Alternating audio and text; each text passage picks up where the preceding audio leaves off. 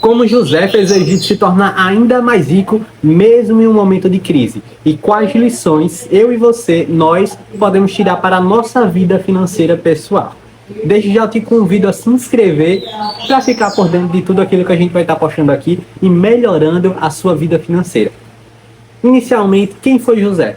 José era um jovem sonhador que foi vendido por seus irmãos, foi comprado por Potifar, que era um eunuco e chefe da guarda de Faraó, e ali na casa de Potifar, José começa a prosperar, e ele é acusado injustamente e vai preso. E mesmo na prisão, ele também começa a se destacar e a prosperar lá dentro, até que o rei tem um sonho, Faraó tem um sonho, e chama José para que ele possa interpretar aquele sonho. E o sonho de Faraó era o seguinte: ele sonhou com 7 vacas gordas, e posteriormente apareciam 7 vacas magras. E essas vacas magras, elas comiam as vacas gordas e permaneciam magras. Ele acorda e volta a sonhar novamente, volta a dormir e a sonhar novamente. Nesse sonho, por sua vez, é bem semelhante, só que em vez de 7 vacas, ele sonha com 7 espigas. E essas 7 espigas são consumidas por 7 espigas murchas, bem semelhante ao das vacas. E a interpretação que José tem é que aconteceria lá no Egito 7 anos de extrema fartura e posteriormente 7 anos de fome. E Faraó se desespera sem saber o que ele pode fazer para passar durante aqueles anos de fome. E José, ele diz que seria necessário poupar 20% de toda a produção ali do Egito. Na Bíblia ele fala 1/5, mas que seria a mesma coisa. E daí a gente já consegue tirar a lição número 1. Qual é a lição número 1? Tenha uma reserva de emergência. A gente costuma ignorar, a gente acha que algo ruim não pode acontecer com a gente, mas nós somos humanos e estamos suscetíveis a coisas nesse sentido, como é o exemplo da pandemia. Durante a pandemia, imagine que várias pessoas tinham empresas e a sua única fonte de renda, muitas vezes, era essa empresa. E essa empresa ficou sem funcionar. Logo, aquele empresário ele ficou sem a sua fonte de renda principal. Se ele tinha alguma reserva, ele conseguia se manter durante aquele período até que a empresa voltasse a funcionar e ele voltasse a ter lucros, a oferir lucros novamente e ter renda. Mas imagine que a pessoa não tem nenhuma reserva. O seu patrimônio, se ele tiver fixo em casas, em imóveis, em veículos, você não consegue passar o mês com isso porque você não se alimenta de veículo, você não se alimenta de imóvel. Então a pessoa, para pagar suas contas, às vezes é forçada a vender seus bens, e quando a gente vende algo, principalmente que tem valor agregado alto, que é o caso de veículo, que é o caso de imóveis, rapidamente, provavelmente a gente vai acabar perdendo valor, porque a gente não vai encontrar alguém que esteja disposto a pagar o valor que a gente quer, principalmente na pressa. Então, durante a crise, não só você tem essa dificuldade para se manter, como você pode perder patrimônio, derreter seu patrimônio, coisa que não aconteceria se você tivesse. Atualmente, a gente conhece pessoas que tem lá, se você for olhar o aplicativo do cartão de crédito, os próximos 12 meses, eles estão comprometidos com fatura, mas se você vai procurar uma reserva, não tem. Às vezes a pessoa tem um financiamento de 20, 30 anos, mas vai procurar uma reserva, não tem. A pessoa tem financiamento de veículo de 4 anos, e se vai procurar uma reserva, não tem. Imagine que essa pessoa fica sem a sua fonte de renda principal.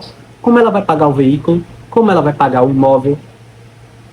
Como ela vai se manter? Como ela vai sobreviver?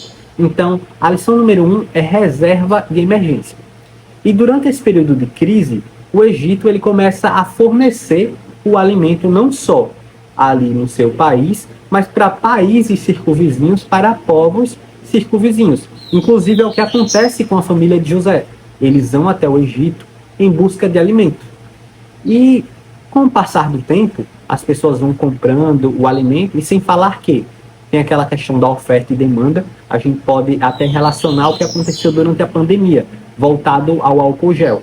Existia uma demanda sobre o álcool, só que durante a pandemia, como era uma forma de evitar a doença, a contaminação, você sempre higienizar, principalmente as mãos, o álcool gel ele ficou com uma demanda muito alta, enquanto a oferta era a mesma, ela não aumentou. E durante um período de tempo, os preços começaram a aumentar, até que outras pessoas viram a oportunidade e também começaram a produzir. Assim, o preço começou a estabelecer novamente, a voltar ao normal. E lá no Egito, acredito que não tenha sido diferente. Como apenas eles tinham alimento, até como uma forma de até garantir que eles não chegasse alguém quisesse comprar todo, ou que as pessoas comprassem bem mais, eles começam a aumentar o preço. Lá não diz, mas acredito que tem acontecido por conta da questão oferta e demanda. Então, o valor do alimento ele tende a aumentar no momento de escassez. É o que vai acontecer no Brasil, provavelmente, em relação a alguns alimentos que são produzidos lá no sul, devido ao que aconteceu. Então, seguindo mais adiante, as pessoas começaram a comprar, apenas o Egito praticamente tinha para vender, e chegou um momento em que as pessoas não tinham mais dinheiro para comprar, e elas passaram a trocar por bens que elas tinham, inicialmente por animais, e posteriormente chegou num ponto em que as pessoas trocavam até em terras. Ou seja, ao fim daquela crise, o Egito ele ficou mais rico ainda do que antes dela. Por quê? Durante a crise também surgem muitas oportunidades. Se a gente for olhar no nosso cenário brasileiro, a Bolsa de Valores brasileira, a B3, ela teve uma queda de praticamente 50% durante a pandemia. Aconteceram, inclusive, vários circuit breaks. Circuit breaks acontece quando a Bolsa está caindo muito e uma forma de tentar acalmar as pessoas para que elas não vendam desesperadamente e o preço não continue a cair, ela dá uma pausa e depois volta a operar normalmente, mas com uma forma só de você ter um alívio, ter um fôlego para você pensar. Tem alguns livros que falam que o dinheiro é mais sobre a forma como você pensa do que algo mais. É mais emocional do que outra coisa. Existe um gestor americano, Peter Lynch, que em um dos seus fundos, o ganho anual era aproximadamente 20 e poucos por cento, mas muitos dos cotistas do fundo, apesar dele ter essa rentabilidade alta, muitas pessoas perdiam dinheiro. Por quê? As pessoas tendem a comprar algo quando está caro e tendem a vender quando está barato. Fazem justamente o efeito contrário. E a segunda lição que a gente tira é essa, que durante as crises aparecem grandes oportunidades. No nosso cenário, a gente teve ações vendidas lá na B3 a um preço mais ou menos na metade do que ela valia. Se a gente for levar em consideração o índice geral, o Ibovespa, ele caiu 50%. E quando algo cai 50%, não adianta subir 50%. Ele tem que subir 100% para voltar ao que era antes. Então imagine que você estava com dinheiro lá na bolsa e você, como ela começou a cair, você não tinha reserva, você precisou resgatar esse dinheiro. Então o que acontece com o seu patrimônio? Ele caiu 50% aproximadamente, e para ele voltar ao patamar anterior, ele precisa subir 100%. Por isso é importante você ter a reserva, não só a reserva de emergência, mas uma reserva inclusive para a oportunidade. Porque nesse momento em que muitas pessoas estavam vendendo, foi uma baita oportunidade para aqueles que tinham capital suficiente para passar pela crise e investir. Se a pessoa comprou, imagine que um patrimônio de 100 mil reais, a pessoa tinha 100 mil reais disponível para investir e ela comprou, vamos colocar um ETF baseado lá no Ibovespa, que o Ibovespa cai aproximadamente 50%, e depois que passou, ele subiu aproximadamente 100% e voltou ao patamar que estava antes. Então, se a pessoa colocou 100 mil reais, em um curto período de tempo, aqueles 100 mil reais se tornaram 200 mil reais. E quem teve a necessidade de resgatar, para voltar ao patamar original, seria bem difícil, ou será difícil. E o mesmo acontece com outros tipos de bens, com outros tipos de patrimônio. Imagine que você tem um imóvel, como foi falado, e você, devido à crise, à sua necessidade de capital, você vendeu um valor abaixo do mercado. A pessoa comprou por 80 mil, passou a crise, ela consegue vender por 100, por 110, ou seja, foi uma oportunidade para um, enquanto para outros foi uma perca, porque a pessoa não tinha uma reserva de emergência. O próximo ponto que a gente pode considerar é a diversificação. Imagine que você tem um patrimônio, mas ele está todo concentrado em um ativo. O caso da bolsa, por exemplo. E aquele ativo, ele cai 50%.